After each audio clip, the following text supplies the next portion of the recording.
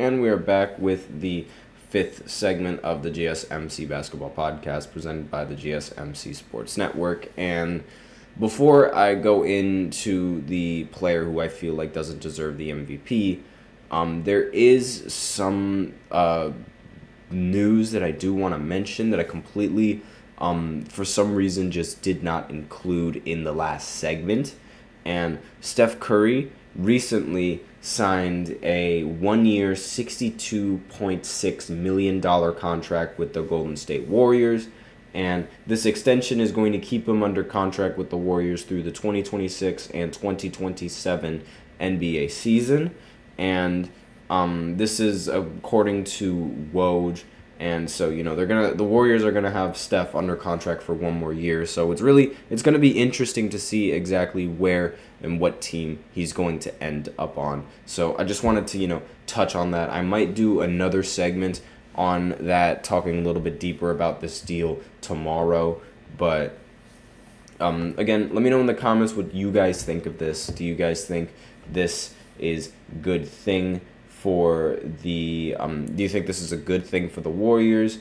Do you think this is a bad thing, or do you think that it's it'll be like I guess maybe like a neutral thing for both teams? But let me know what you guys think in the comments about both of those about those moves, and we'll go ahead and continue with our regularly scheduled fifth segment, which is going to be talking about a player who I feel like didn't deserve to win an MVP. So we're still in the 90s, but for the sake of talking like being, I guess you could say, consistent in like the time frame and when each MVP happened, like I want to do it like in the order of the MVPs that they came in. And the reason why I'm doing this is because that I feel like in both of the years that this player won the MVP, I don't think he should have won it in either of the years. And I think the same player should have won the MVP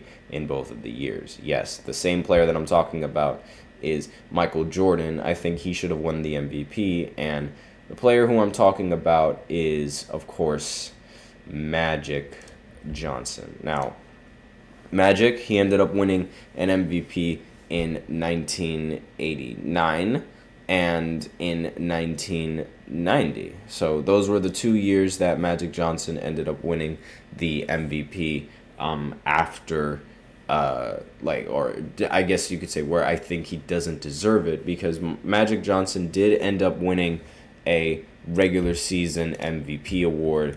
He retired with 3 of those. So he ended up winning another MVP in 1987, but I have no problem with him winning the MVP in that year. But when you look at Magic's career going into 1989, a lot of people see the 5 championships that he was able to grab during that time, but a lot of people were also able to see how Magic, despite the fact that he had 5 titles, only had 1 MVP to display his dominance, right?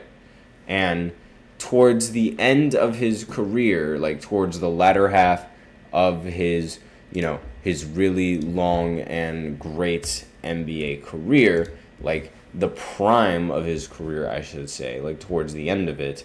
Because like Magic Johnson, the best years of Magic, you could argue it was from when he started all the way down to 1991, right? And heck, you could even argue that maybe his best year was it wasn't even like it ended in 1990. You could argue that like that's exactly when his prime ended. But again, the way that the MVP voting and the way that it was constructed and the way that it worked, some might argue a little bit differently. But anyways, you looked at Magic in with his career, and he has ridiculous he has a lot of postseasons, and he has a lot of postseason wins.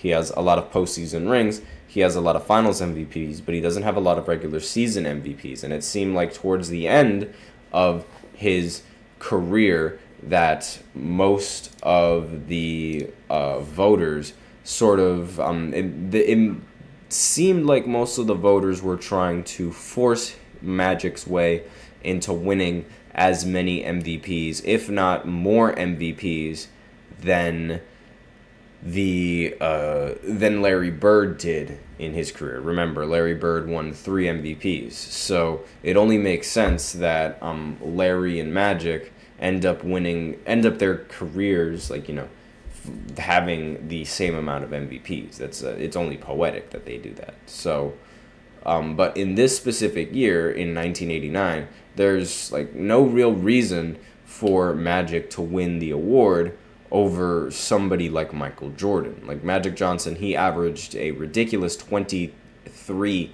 8, and 13 per game.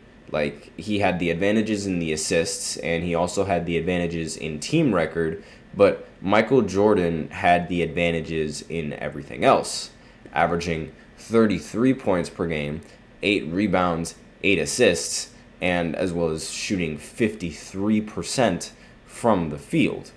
And, his advanced numbers completely destroy Magic Johnson's, and it's like if I were to give the vote to anybody in that year, I would give it to Michael Jordan, because let's face it, in 1989 we all know that Michael Jordan was the best player in the NBA. Not to mention, I didn't even mention that he was averaging almost 3 steals in that year as well. He was averaging 2.9 steals per game, which is basically 3. And while his 3-point percentage wasn't all there in the 1989 postseason, not postseason, but in the 1989 regular season, it wasn't all there in the previous years either. And in the last season in 1988, he ended up winning the MVP, and he was shooting 13% from 3. So, excuse me. But it's not really a problem, mind you. It's just I'm just nitpicking here a little bit. And if you were paying attention, then you would have noticed that I mentioned that Magic ended up before 1989, Magic ended up having only 1 MVP, and he needed to get the same as Larry.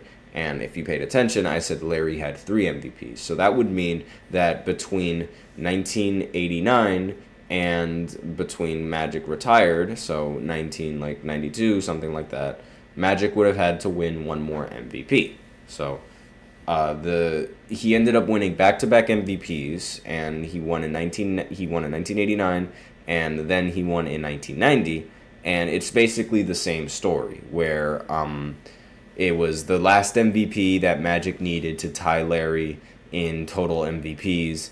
And, in order to tie him, they just needed to have him there to sort of, they needed to have him there to win the award again. And Magic, again, he held the advantages in team record and in assists, but Michael Jordan, once again, dominated everywhere else. It was basically the exact same story from what it was last season. Magic averaged 22 points, 12 assists, and 6 rebounds, but Michael Jordan averaged 34 points, 6 assists, and 7 rebounds as well. So it's the numbers are close to the same. The story is close to the same. It's more or less just a repeat of the previous year. And really, the big difference is just how the voting took place as well. Because the crazy part about it is that in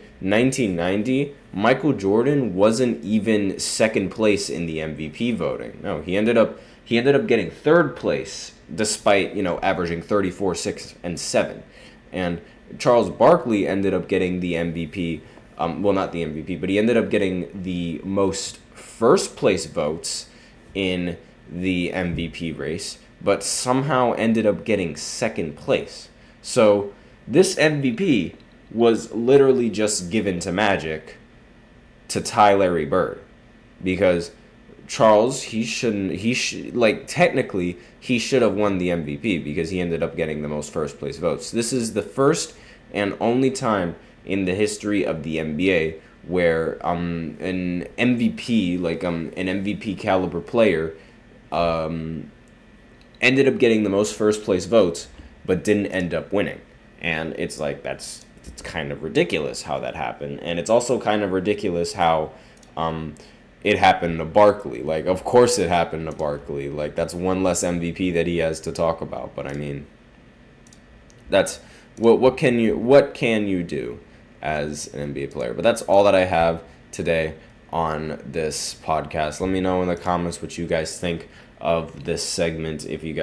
Do you guys think that the voting was wrong in both of those years? Would you rather see Charles Barkley win an MVP? Would you rather see Michael Jordan win the MVP? Let me know in the comments what you guys think. And again, thank you so much for tuning in to the GSMC Basketball Podcast presented by the GSMC Sports Network. Your support means a lot to us, so remember to subscribe to the show, leave a positive review. It really does make a difference. We also invite you to follow us on Facebook, Twitter, TikTok, and Instagram for more content and updates. And we do love to hear what you guys have to say for the show.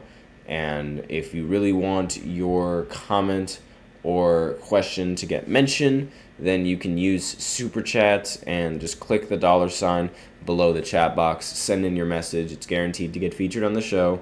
It's a great way to support our channel. If Super Chat isn't really your thing, you can always go ahead and use the link displayed below the ticker on every show segment, gsmcpodcast.net. Either or really helps the show.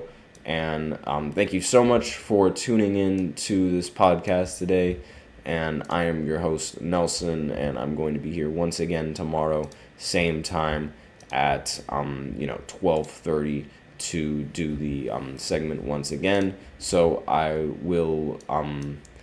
see you guys until then. So take care and have a good one.